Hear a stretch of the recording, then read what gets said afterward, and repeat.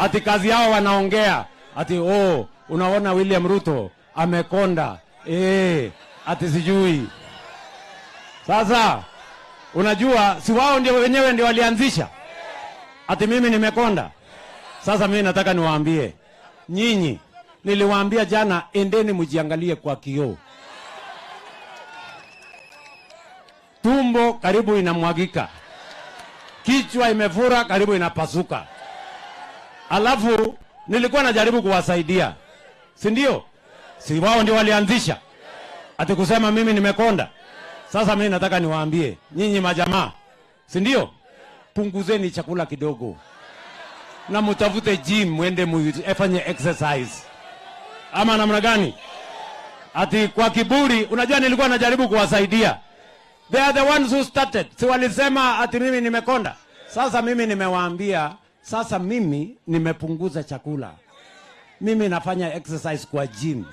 Kwa sababu mimi nataka kukaa alert. Ama namna gani? Kwani kama mimi ningekuwa nimebeba weight ningefika hapa saa 2. Si wale watu wamebeba weight bado wanalala saa hii? Ni kweli ama si kweli?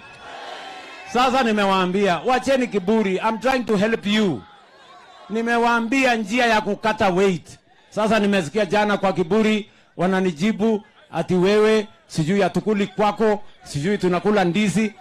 My friends, kukula ndizi haina makosa, hata mimi nakula ndizi, lakini punguza portions ya ndizi, ikae kidogo. Mimi sijasema mnakula kwangu. Mimi nimewaambia, na kama mngekuwa mnakula kwangu vile mimi ninapunguza mambo ya chakula, ningewaambia, ningewapunguzia pia hata na nyinyi kama mngekuwa mnakula kwangu.